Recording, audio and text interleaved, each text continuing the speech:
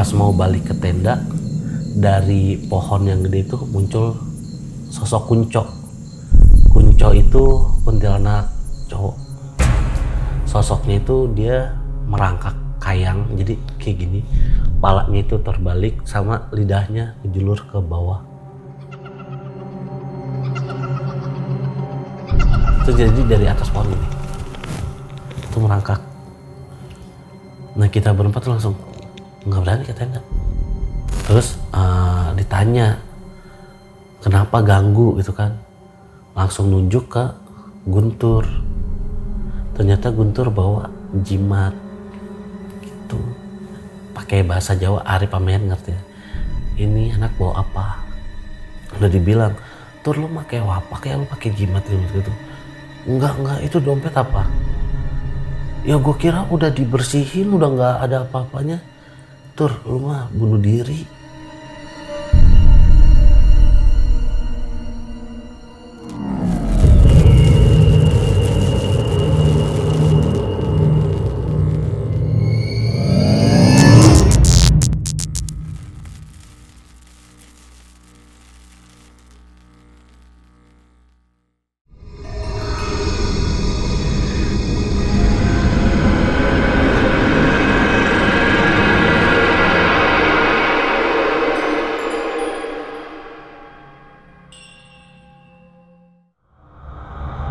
Hai, gue Vira. Di sini gue sebagai host magang di RJ5 dan selamat datang kembali di Om Mamat Season 4. Ketakutan terbesar adalah dirimu sendiri.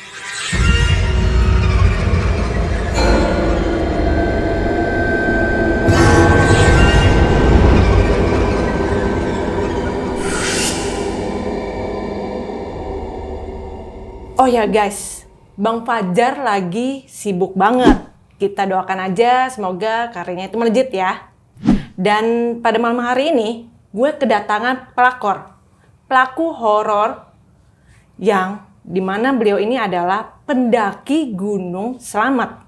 Kita langsung sapa aja ya. Selamat malam, Kak Malam. Ian. Malam, Kak Vira.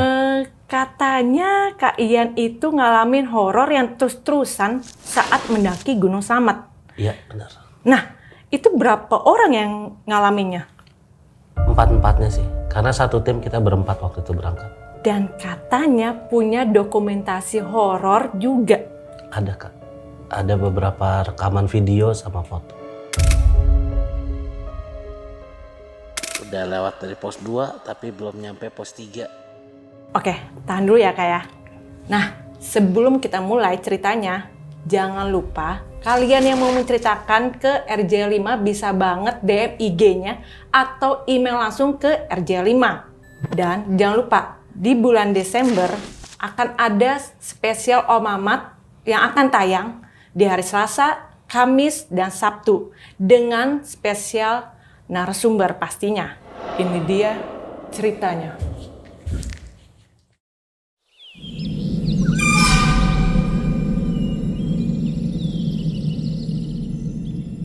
Nah, gimana tuh Kak awal mulanya? Ian rombongannya 4 orang. Ian, Arif, Jack, sama Guntur. Kita berangkat hari Rabu tanggal 1 bulan 9 tahun 2021. Titik kumpul di Terminal Bekasi karena kita kali ini naik bis, Kak. Dan dari awal tuh sebenarnya Ian sadarin kayak ada yang gak beres. Kita kan udah tracking online nih buat nyari tiket. Dan itu semuanya ready, ada. Tapi pas nyatanya pas kita udah nyampe terminal, itu banyak tiket yang habis, ludes gitu. Nggak ada, yang sekali jalan itu nggak ada dari Bekasi langsung ke Bambangannya. Jadi kita harus pakai bis yang transit.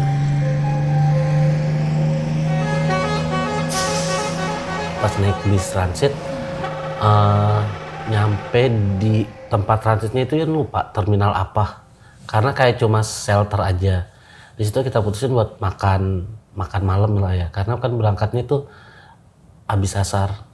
Terus kita makan malam sekitar jam 8 jam 9 di tempat shelter itu makan malam. Jadi si Arif sama si Jack ini ke toilet.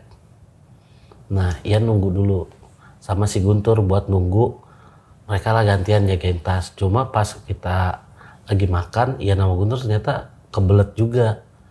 Akhirnya harus ke toilet. Nah di sini ada kejadian anehnya lagi tuh, jalur buat dari tempat si shelter ini buat ke toilet itu cuma satu lane gitu kak. Anehnya Ian sama Guntur nggak papasan sama Arif dan Jack. Padahal mereka katanya lewat, Ian nggak melihat mereka berdua juga nggak ngeliat Ian sama Guntur. Karena kan gini konfirmasinya pas nyampe di toilet, nyariin mereka nggak ada gitu. Nah mereka juga katanya nyariin di tempat shelter itu nggak ada juga.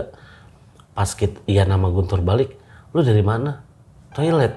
Masa nggak ada sih? Gitu kan. Lah gue juga nyariin lu nggak ada gitu. Ya udahlah, kita ini kan baru mulai ya, maksudnya baru banget mulai, ya udah. Jadi jangan dibahas dulu deh, nanti aja. Ceritanya bisnya udah datang, kita sampai di terminal.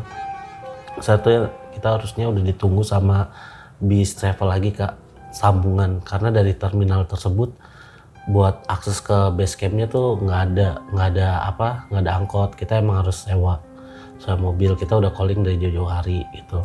Sepanjang perjalanan dari terminal tersebutnya mau ke base camp Bambangan tuh masih juga ada gangguan yang lumayan bikin bulu kuduk merinding lah, karena Ian gini anehnya, si driver ini nggak banyak berbincang sama kita gitu.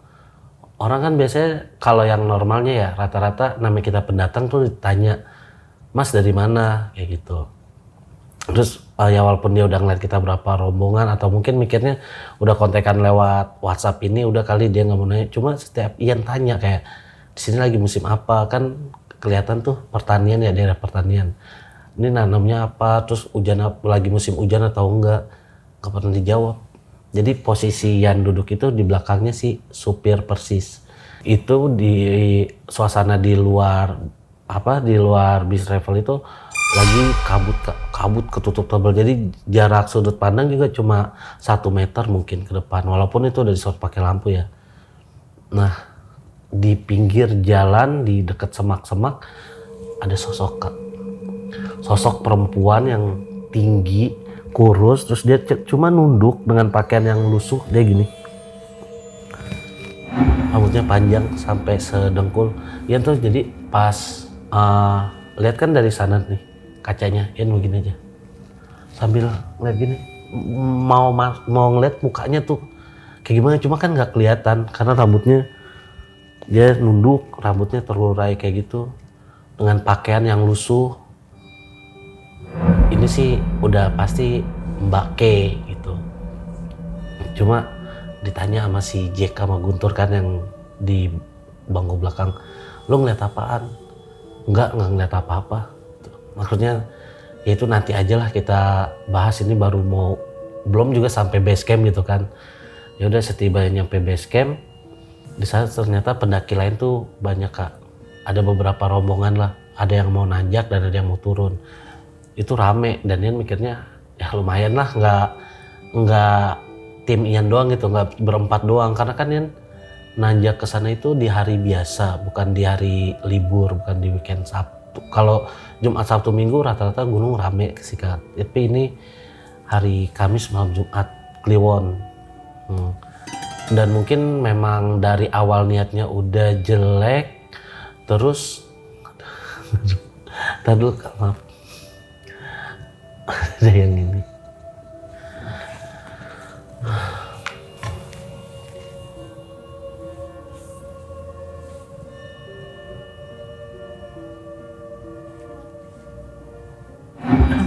Aman. Ini yang di Pos 3 Bayangan datang, tokoh utamanya. Masa sih? Kok bisa?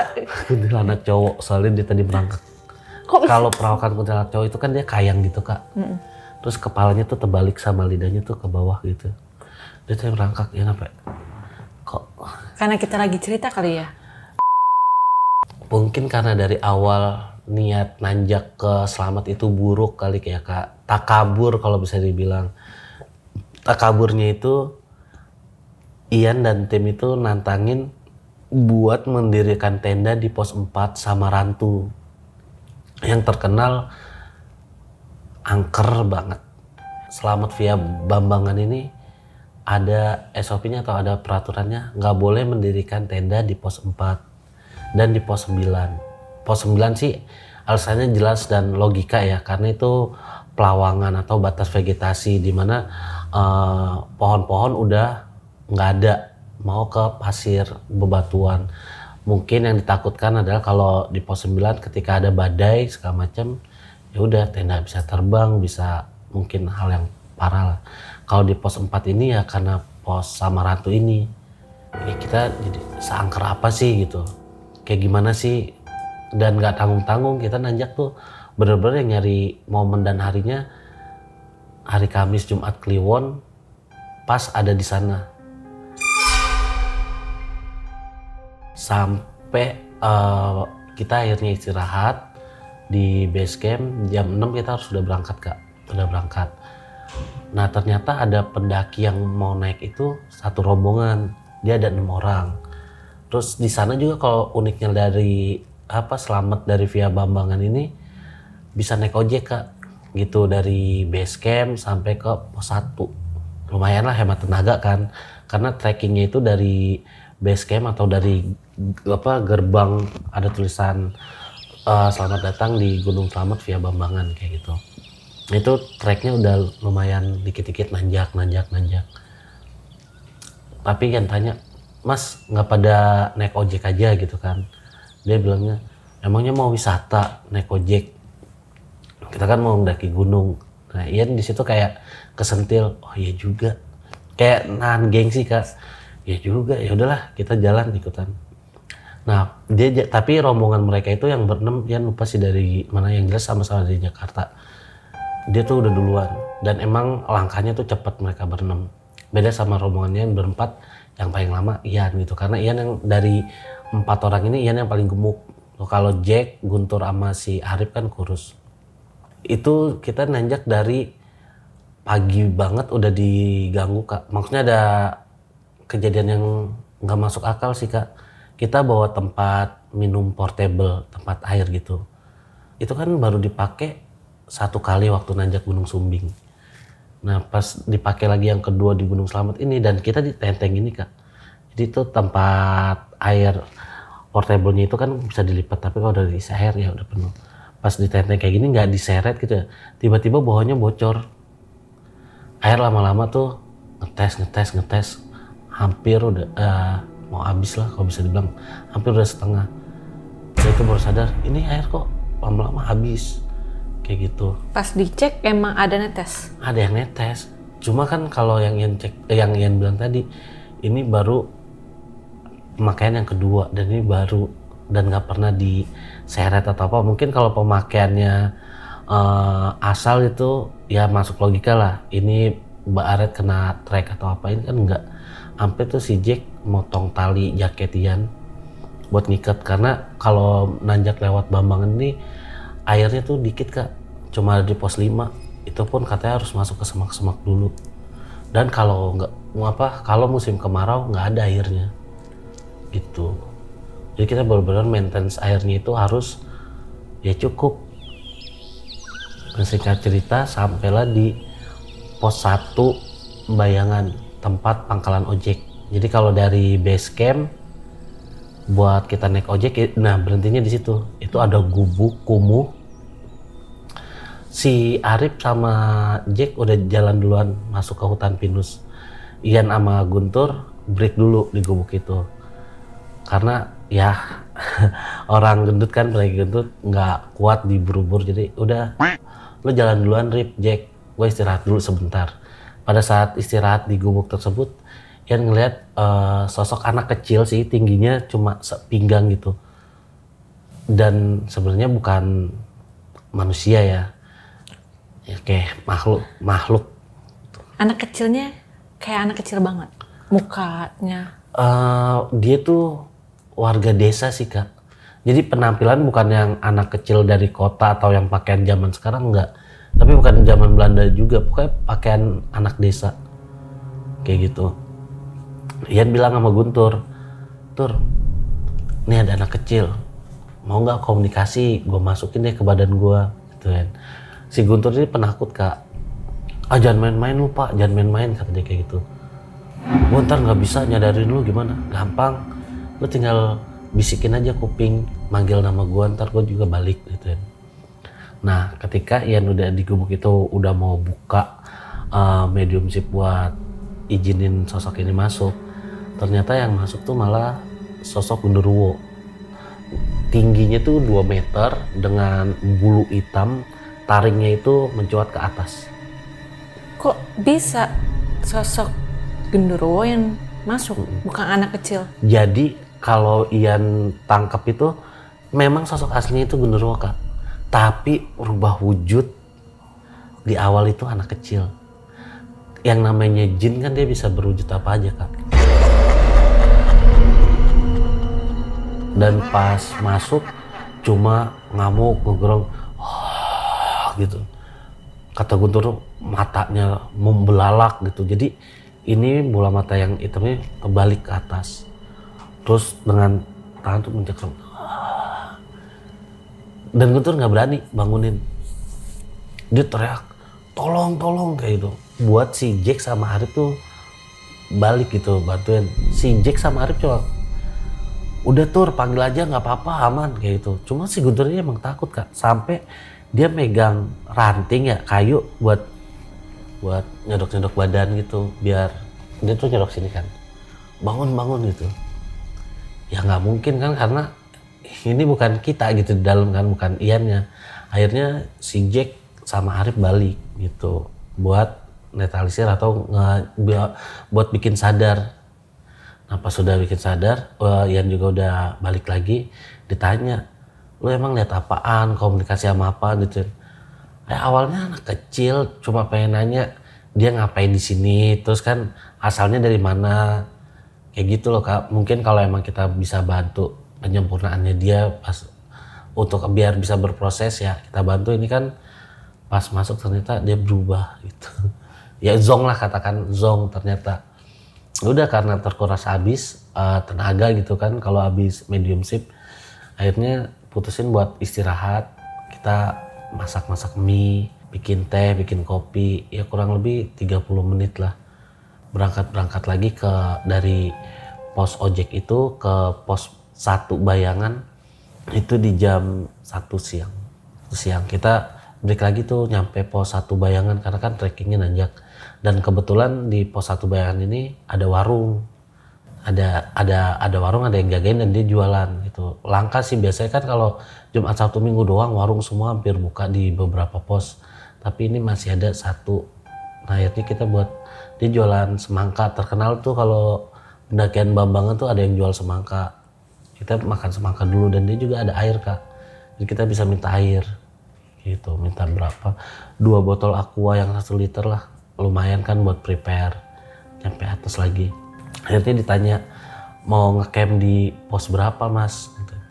Ian dengan dengan arogan atau ego lah jawab, di pos 4 Mas. Wah kalau bisa jangan di pos 4, kan nggak boleh, dilarang kata gitu. Iya sih, cuma kita pengen tahu aja pos Samara tuh seangker apa gitu. Wah Mas kalau bisa jangan ya, di pos 5 aja, atau nggak di pos 3. Iya Mas, itu sambil ninggalin dia sambil jalan. Tapi tetap di pos 4 sih Mas, gitu. Kayak masih ngoceh, tetap pengennya di pos 4. Ya udah, akhirnya dari pos 1 Bayangan ke pos 1 itu treknya selalu nanjak Kak, nggak ada landainya. Ternyata ada warung lagi di pos 1 yang jual bapak-bapak tua. Dia jual nanas, semangka, sama beberapa gorengan. Kita istirahat lagi lah, kurang lebih 15 menit di situ. Kan dari pos 1 Bayangan ke pos 1 ya, itu jaraknya nggak terlalu jauh, jadi cuma 1 jam. Jadi sampai di situ jam 2. Dan istirahat cuma sebentar 15 menit, lanjut lagi trekking. Nah Ian nggak ngerasa, kita ngelewatin pos 2 Bayangan, cuma kayak nggak berasa udah lewat pos 2 Bayangan. Ian tuh ngelewatin pos 2 Bayangan, cuma kayak nggak itu pos 2 Bayangan, jadi langsung pos 2. Pos 2-nya itu kan sama kayak ada warung-warung gubuk gitu Kak, ada 3 atau 4 gubuk lah. Di sini masih ketemu dengan sosok yang nggak diduga-duga lah kalau bisa. Saya dibilang tuh ada sedihnya, tapi ada mencekamnya juga. Nah sedihnya itu pas sudah di pos 2 Ian kan ngeliat, oh ya udah nih aman lah, sebenarnya udah ke distract sama sosok ini nih gitu kan. Terus istirahat yuk di gubuk situ. Dan ada yang mau komunikasi gitu kan.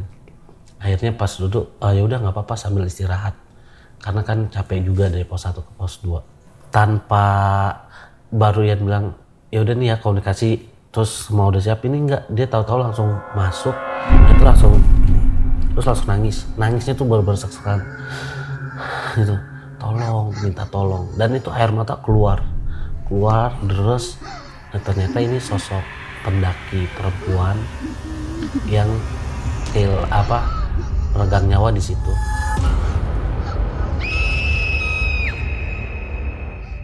Dan parahnya pas kan kalau lagi mediumship, Ian bisa komunikasi sama dia, nanya lebih panjang ya ketimbang dia yang lagi di badan ini komunikasi sama Jack sama Arif yang di luar lah. Ian kalau di dalam tuh komunikasinya, dia tuh kena hipotermia, tapi temennya ditinggalin sama rombongannya. Asli merinding karena feel-nya masih dapat berasa.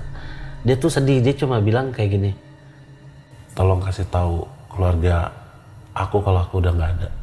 Jadi dia gini Kak, kalau ada beberapa kasus kalau meninggal di gunung ya, kayak apalagi meninggalnya itu nggak wajar.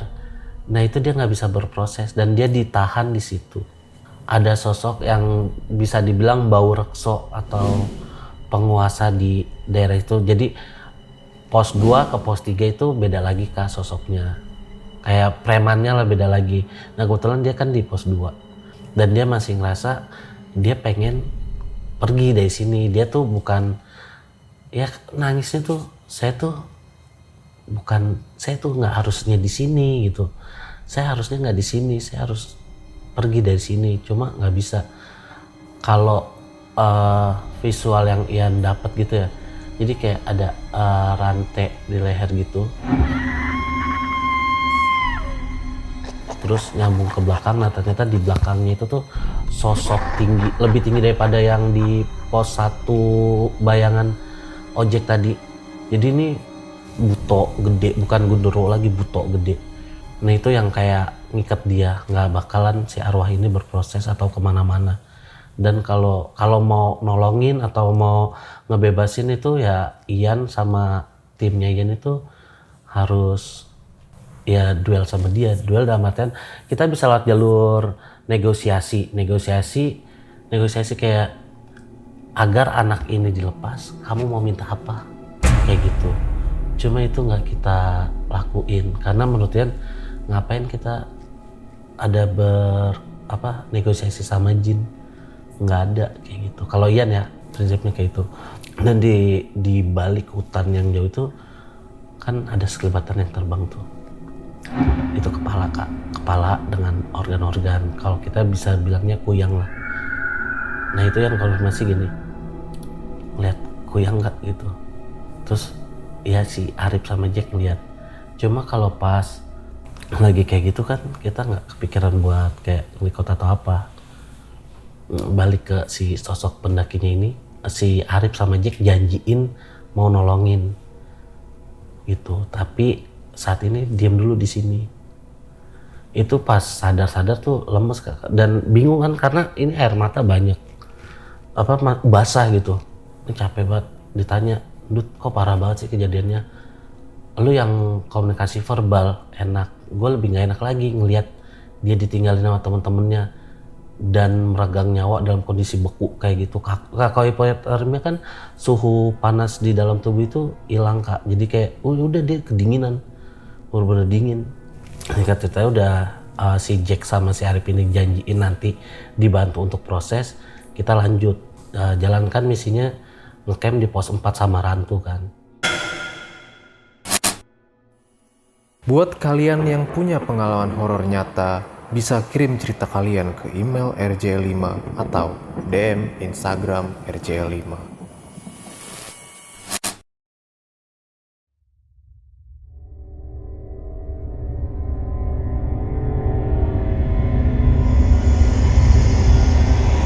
Nah sebelum sampai di pos 4 Samaran tuh akhirnya ada gangguan lagi Kak di pos 3 Bayangan. Ada sosok yang masuk, langsung masuk itu aja terus langsung ngingetin ke Jack, Arif sama ke Guntur. Anak ini nggak kuat, kalian berhenti sampai sini, jangan lanjut. Dan teman kamu yang itu bahunya tuh ada yang retak tulangnya, digituin. Jack dikonfirmasi sama si Arif, bang emang lu sakit pundaknya? Enggak, baru dia bilang enggak, begini langsung, aduh sakit. Wah bang tadi katanya nggak apa-apa, nggak tahu sakit banget ini. Dia langsung lepas carrier. Kayak bener kita ngecamp di sini aja deh. Nah posisi pos 3 Bayangan ini cuman daerah landainya itu dikit Kak, sedikit, bener-bener sedikit, cuma buat satu tenda. Terus sebelahnya dekat area landai ini pohon gede. Nah belakang kita di tenda tuh agak menurun langsung ke jurang kayak gitu. Akhirnya kita udah sepakat diriin tenda di pos 3 Bayangan. Dan ternyata pas kita udah bongkar carrier mau diriin tenda, frame-nya tuh patah semua. Itu bener-bener kayak wah Yan keselnya tuh ke Arif, karena yang nyiapin perlengkapan nanjak itu Arif. Sampai lu cek semuanya, frame-nya lengkap apa enggak, ini apa namanya rusak atau enggak, apa segala macam proper atau enggak, ibarat kata kayak gitu. Dia bilang udah dicek, di sono nggak kayak gini, ini patah Kak. Kalau frame tenda itu kan memang dia sambung-sambungan, cuma ini beneran sambungannya tuh si karet yang buat nyambungin itu copot semua, jadi nggak bisa dipakai. Even di apa namanya dipaksain buat masukin kayak gitu, kan kita harus ngerakitnya tuh biar si tenda itu kokoh ya. Ya kalau nggak ada si karetnya itu yang buat elastisnya, ya nggak bisa, bakalan copot. Untungnya masih bawa tali rapia. Jadi bikin jadi tenda-tendaan lah, diikat ke pohon sini, ke gagang sana. Ya udah jadilah tenda gitu yang yang nggak sempurna, bener-bener begitulah. Yang penting kita mikirnya aman dari hujan atau nggak terlalu dingin lah gitu kan. Angin malam di gunung nggak masuk kayak gitu. Itu ya inget banget maghrib jam 6-an. Nah baru tenda jadi nih, dan kita kan dingin, mutusin buat masak sayur sop bakso, karena logistik Yan bawa bakso, bawa sopnya juga nggak apa yang komplit, cuma kayak wortel, terus kentang, bakso, daun bawang, udah gitu aja sama bumbu penyedap. Nah pada saat lagi prepare kayak gitu, itu ada suara Kunti jelas banget dari atas pohon gede. Yang kan tadi Yan bilang Yan diriin tenda di pos 3 Bayangan itu sebelahnya itu pohonnya gede banget, baru belakang tenda itu yang jurang.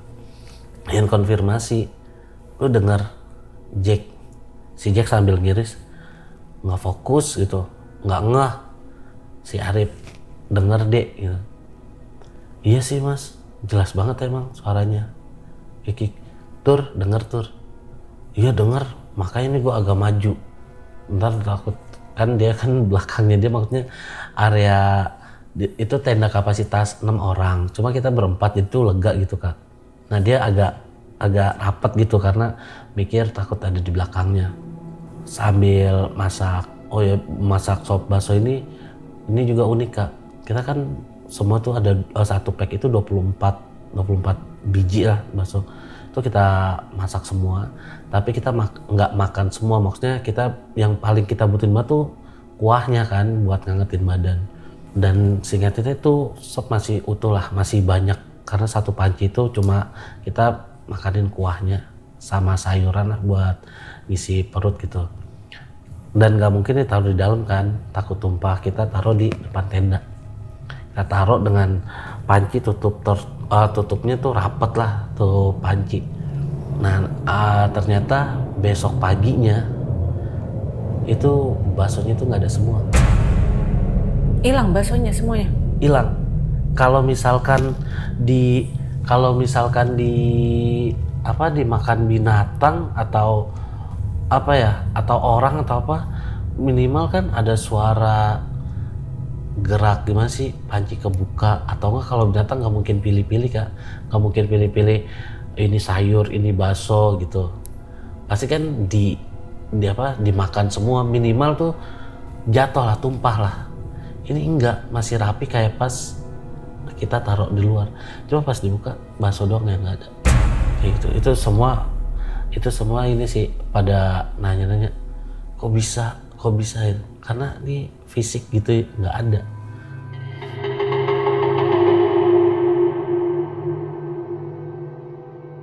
Nggak selesai di yang bakso sih, malam itu bener-bener mencekamnya gini. Jadi di tenda kita nggak ada yang berani keluar karena tiba-tiba dari belakangnya, kan kalau di tenda itu posisinya Ian, terus Arif, Guntur, ini Jack kayak gitu. Nah dari belakangnya Guntur itu tenda tuh gini, itu muka tuh jeplak muka. Padahal kan tadi udah jelasin ya, belakang itu jurang, tapi langsung kayak gitu, langsungin, tur belakang lo pocong tur gitu. Dia langsung maju, wah gila, dia ketakutan kan, wah histeris banget. Itu kayak, itu hektik banget, satu tenda langsung, wah ini udah nggak beres itu.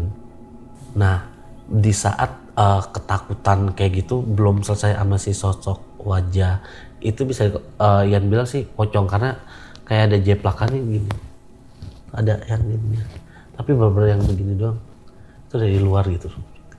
Kayak misalkan ya hordeng aja, tiba-tiba ada orang di belakang hordeng kan kelihatan ya kak.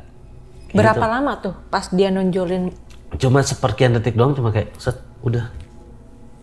Sampai si Guntur benar-benar di belakangnya Guntur gini, gitu. Jadi dia udah setara sejajar sama mukanya dia.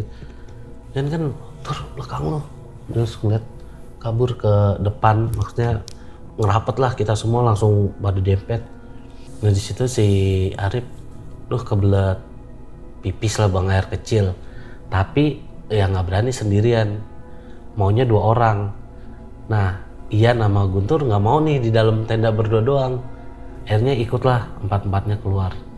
Nah kita akhirnya bawa senter keluar.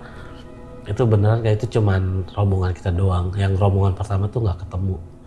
Maksudnya ya mereka mungkin cepet kali ya jalannya, mungkin udah di pos 6 atau pos 8, karena kan nggak boleh di pos 4 sama pos 9. Pas mau balik ke tenda, dari pohon yang gede itu muncul sosok Kunco itu kuntilanak cowok. Sosoknya itu dia merangkak kayang, jadi kayak gini, palanya itu terbalik sama lidahnya menjulur ke bawah. Itu jadi dari atas pohon ini itu merangkak.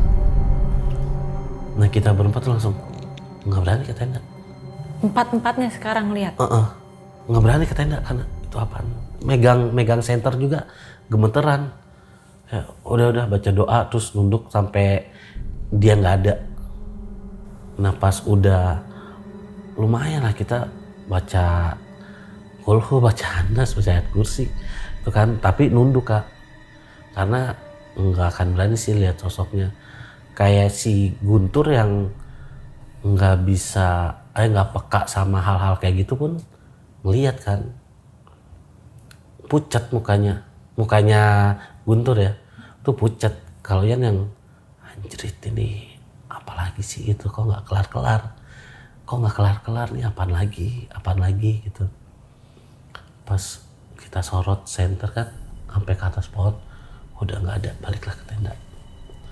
Kita berempat masuk ke tenda, belum ada beberapa menit baru duduk, dari pintu tenda itu ada gini kayak tangan, terus kita giniin, dia begini lagi, itu diginiin, itu tulang kak, kayak gimana ya, ini misalnya bahan nih ya, itu tenda kesentuh, itu tulang gitu, terus diginiin, dia balik lagi. Siapa yang berani? Ian sama si Arif. Maksudnya gantian tuh gini, ini gue nggak halusinasi kan gitu, gantian ya. Jack nggak mau Jack kayak gitu kan, Guntur apalagi. Pokoknya malam itu mencekam. Si Arif sentuh, Mas ini kayak tulang tengkorak mas gitu. Ini tulang mas itu. Kita buka, nggak ada Kak. Yang tadi kalau kayak nyender di tenda gitu Kak, kayak nyender di tenda kan jadi tenda bles gitu ya. Kita dorong dia begini lagi, dorong gitu lagi. Pas gian dibuka nggak ada. Di situ langsung kita berempat mikir, maksudnya ngerenung gini. Dari awal udah nggak beres sih gitu kan. Coba kita ini dari beli tiket ya kan. Sekarang gini, apa karena niat kita jelek ya? Terus ya udah kita nggak usah terusin lagi. Cuma ini gunung impian gue sih gitu. Gue pengen banget ke Slamet sampai puncak gitu karena Ian tuh punya misi nyampe ke 3 atap Pulau Jawa Kak, kayak gitu. Atap Jawa Barat kan Gunung Cermai. Terus atap Jawa Tengah Gunung Slamet sama atap Jawa Timur itu Gunung Semeru. Nah ini udah impian banget, cuma dengan kondisi yang kayak gini nggak bisa maksain juga.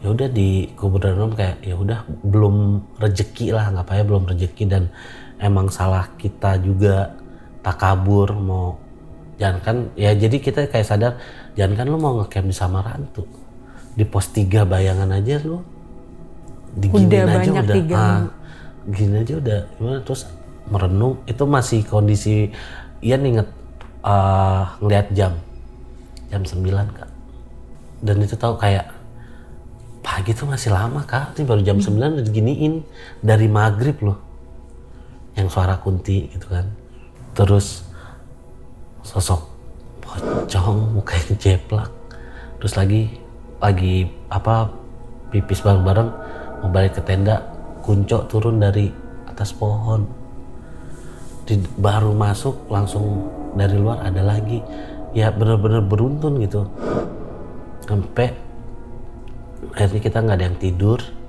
kita cuma dengerin lantunan ayat-ayat ruqyah kayak gitu Kak buat kayak pertama biar bikin tenang dulu terus biar pada pikirannya tuh udahlah nggak ke arah sana lagi toh kita cuma di sini doang kan nggak jadi juga kan ke Samarantunya jadi ya mudah-mudahan nggak diganggu nah cuma ternyata tetap diganggu kali ini sosok yang tadi nyenggol dari luar itu masuknya ke Jack. Si Jack tuh kalau ada sosok yang negatif banget dia tuh muntah Kak. Jadi bawaannya tuh muntah karena dia cuma kata dia bau busuk gitu. Dia muntah. Terus ditanya kenapa ganggu gitu kan. Langsung nunjuk ke Guntur. Ternyata Guntur bawa jimat. Tuh. Pakai bahasa Jawa Arif Amen ngerti. Ini anak bawa apa? Udah dibilang, "Tur lu pakai wapak ya lu pakai jimat gitu." Enggak, itu dompet apa? Ya gue kira udah dibersihin, udah nggak ada apa-apanya. Tur, lu mah bunuh diri. Ya kan untung di pos 3 Bayangan, bukan di Samarantu. Coba kalau beneran sampai Samarantu gitu. Nggak tahu lebih parah lagi. Pantesan ada sosok yang ngingetin anak ini nggak kuat si Jack bahunya retak gitu kan. Ya karena tujuannya kayak jangan sampai ke sana gitu Kak. Karena kita nggak tahu bakalan yang terjadi apa kalau kita sampai ke Samarantu. Makanya diingetin dan kayak dihalangin buat ke pos 4. Dan akhirnya kita di tenda di pos 3 Bayangan. Tanpa sadar dan kayak kita nggak tahu kejadian gimana kita bisa tertidur. Dan itu kayak tadi kan bilang jam 9 malam ya diteror. Tiba-tiba dengan baru menjemin mata, kataunya udah pagi jam 6 kita udah keluar tenda dan itu kondisi dingin banget. Nah itu di situ ngelihat yang panci sop bakso itu kan masih utuh nih, masih juga nggak ada baksonya. Wah udah langsung packing, langsung bersih ngelipet tenda, kita turun deh, ini udah nggak beres. Kirain udah selesai nih kita kan turun. Kita batal Kak, gagal bisa dikatakan bukan batal, gagal muncak, gagal ke Samarantu. Kita putusin untuk turun pulang dengan pikiran udah kelar lah, nggak ada kan yang aneh-aneh lagi. Nah pas turun dari pos 3 Bayangan ke pos 2 sebelum nyampe pos 1 itu baru sadar ini pos 2 Bayangan yang pohon-pohon pinus itu. Kita lagi istirahat. Nah pas lagi istirahat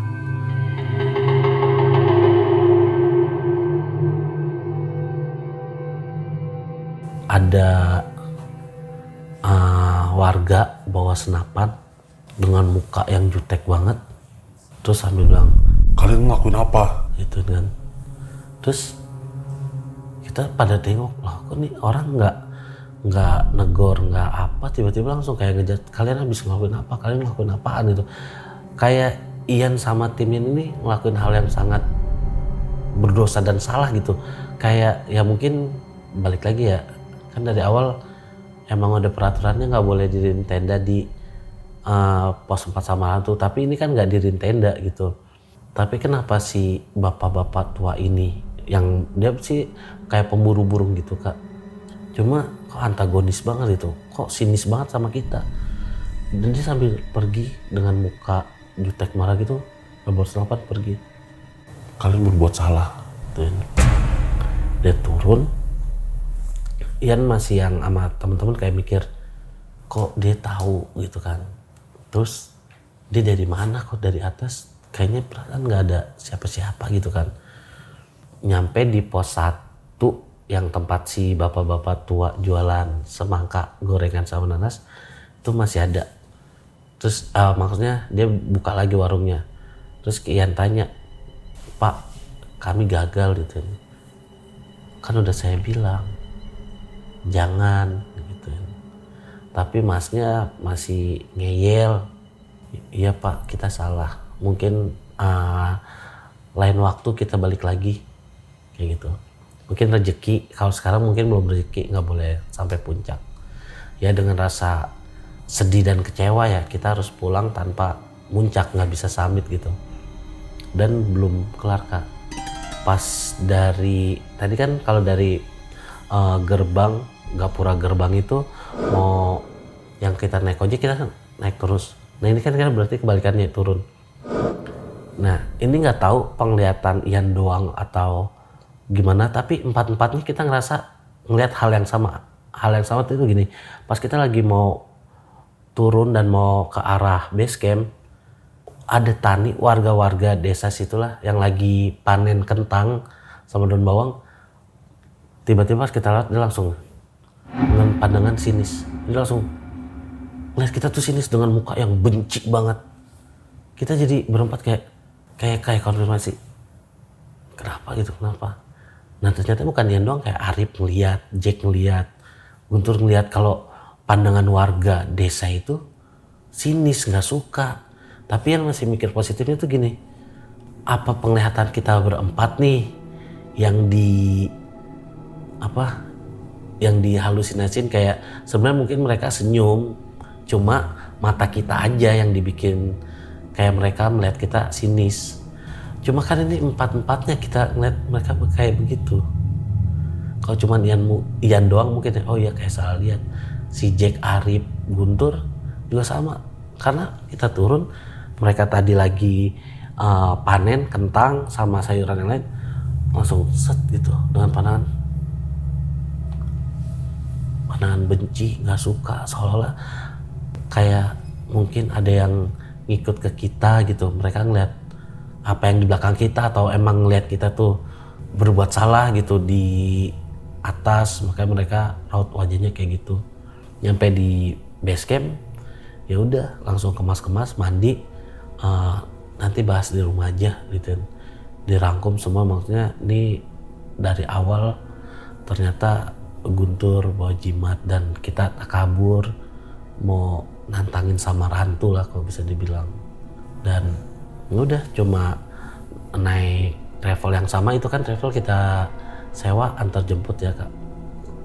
Dianterin, pas sudah nyampe di terminal kita cuma bisa ngelus dada.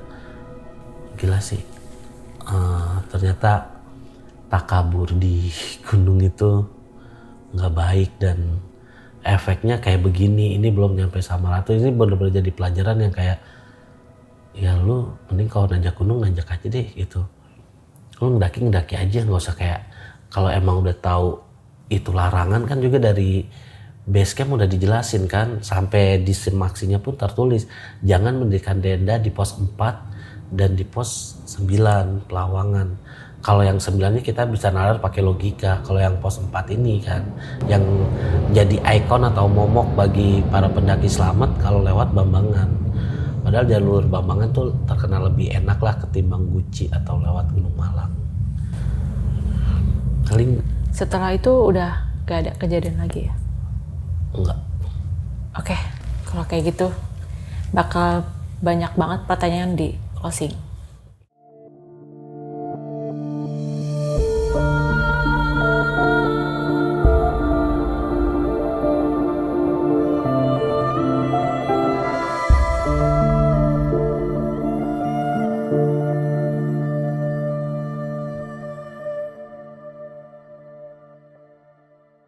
Nah, itu dia guys, pengalaman dari Kak Ian yang diteror abis-abisan.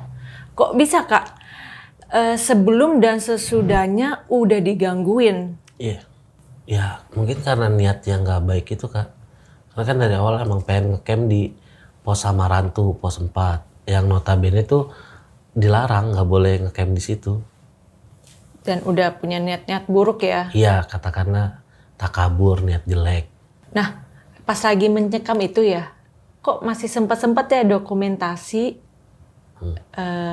Kenapa tuh? Kok nggak ngerasa, aduh takut nih, gue nggak ada tuh sempat-sempatnya mau dokumentasi gitu. Karena kalau untuk yang dokumentasi pas di dalam tenda itu dokumentasi bikin inian Kak, masak sih. Dan pas waktu suara Kunti itu kan nggak ke-record. Jadi Ian itu cuma konfirmasi, lu denger nggak? Nah Jack doang yang enggak, tapi Jack jawab enggak tuh sambil ngiris-ngiris lagi nyangin lah sayuran. Dia bilang gua nggak fokus lagi bikin ini gitu kan, bikin sayur sop. Jadi nggak suara itu duluan, jadi nggak ke-record karena Ian yang penting record gini, yang lain denger kan, bukan Ian doang gitu, karena suaranya jelas. Jadi nggak mungkin kayak cuman Ian doang yang denger. Dan ternyata bener si Guntur sama Arif juga denger. Nah, dari kejadian ini Kak Ian sama teman-temannya kapok nggak nih Kak untuk naik gunung lagi, terutama Gunung Selamet? Jujur enggak, karena setelah gagal via Bambangan, Ian itu di 2022 bulan Maret nanjak selamat lagi via Guci. Oh, sama siapa? Sama Arif, sama Guntur, tapi kali ini sama Zaki, bukan Jack. Zaki itu warga lokal dari kaki Gunung Selamet dan dia termasuk ranger jalur Permadi Guci.